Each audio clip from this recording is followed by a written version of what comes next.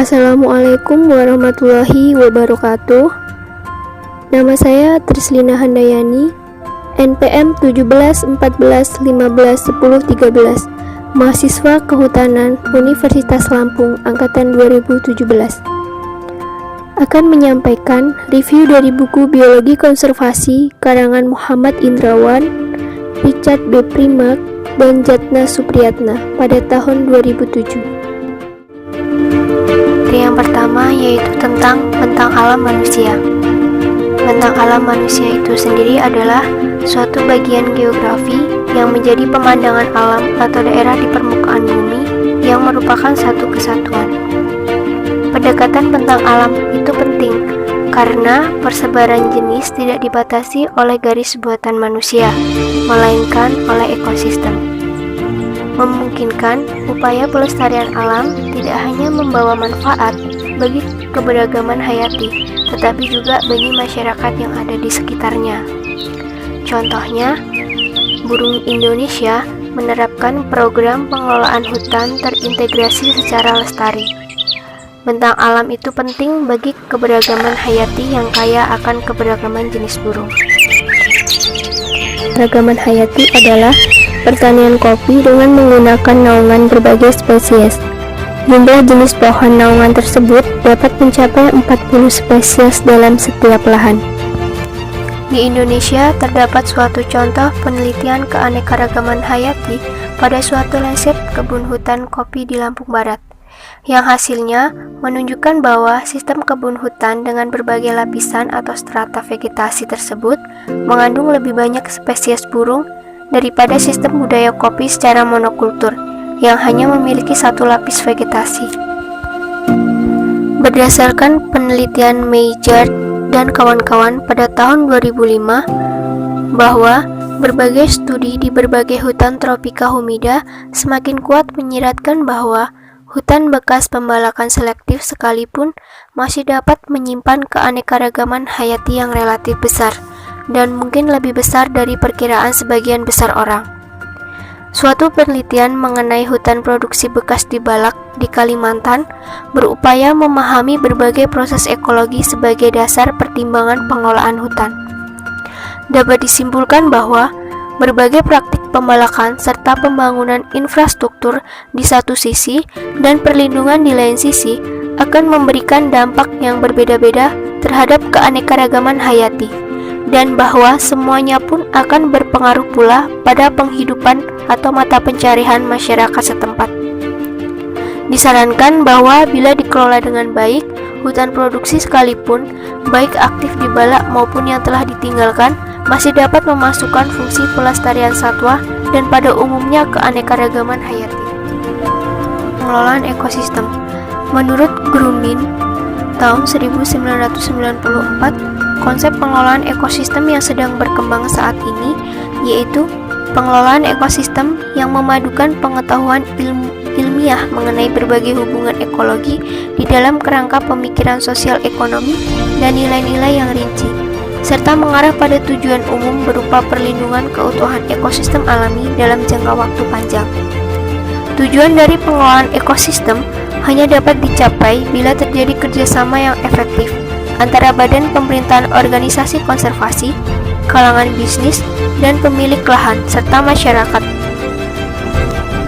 Dalam pengelolaan ekosistem terdapat beberapa tema penting, yaitu 1. Memastikan keberlanjutan semua spesies, serta keberlangsungan hidup berbagai perwakilan komunitas hayati, maupun seluruh tahapan suksesi yang ada, dan menjaga agar ekosistem sehat dan berfungsi dengan efektif.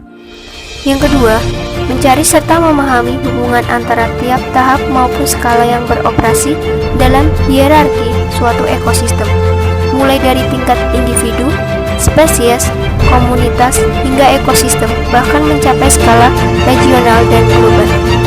Yang ketiga, memantau komponen-komponen penting ekosistem, jumlah individu dari spesies yang dianggap penting, tutupan vegetasi, kualitas air, dan sebagainya, serta mengumpulkan data yang diperlukan.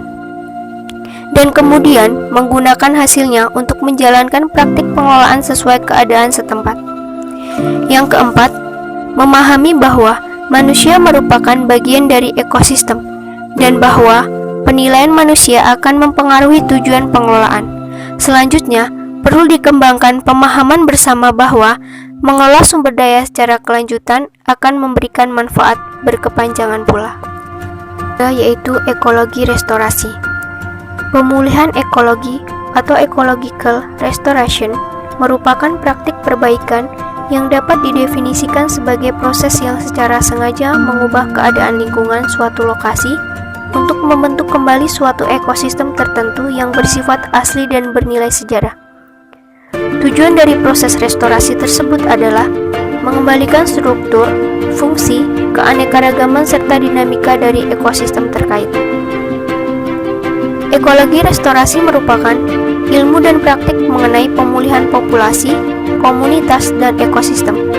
Di samping berperan menunjang strategi konservasi, proyek restorasi membuka kesempatan penyusunan kembali komunitas secara utuh dengan mempertimbangkan fungsi-fungsi ekosistem terkait. Ekosistem dapat dirusak oleh bencana alam, misalnya oleh badai atau kebakaran yang disebabkan oleh petir. Menurut Bradshaw pada tahun 1990, ekosistem yang rusak akan kehilangan struktur dan fungsi mereka. Berkaitan dengan struktur, terjadi penurunan spesies dan penurunan interaksi biota dengan faktor fisik serta biologi lingkungan. Berkaitan dengan fungsi, terjadi proses-proses akumulasi atau pengendapan biomasa serta terhambatnya daur nutrisi, tanah, dan air. Keputusan perlu diambil untuk menentukan tindakan apa yang perlu dilakukan. Terdapat 4 macam tindakan yang digunakan untuk mengembalikan komunitas hayati dan ekosistem yang rusak. 1. Tanpa tindakan atau no action, yaitu restorasi tidak dilakukan mengingat biaya pemulihan yang terlalu mahal atau mungkin upaya restorasi sebelumnya gagal. 2. Rehabilitasi, yaitu ekosistem yang rusak diganti dengan ekosistem yang produktif, baik dengan menggunakan beberapa spesies maupun banyak jenis biota. Di Amerika Serikat, hutan yang rusak dapat diganti oleh padang rumput yang produktif. Di Indonesia, contohnya adalah penanaman kembali pohon-pohon bakau di pesisir. 3. Restorasi parsial atau sebagian. Yang diperbaiki adalah sebagian fungsi ekosistem dan beberapa spesies asli yang dominan mungkin dapat dikembalikan pula. 4. Restorasi lengkap, yaitu restorasi suatu daerah hingga mencapai struktur dan komposisi spesies semula, maupun berbagai proses ekosistem terkait.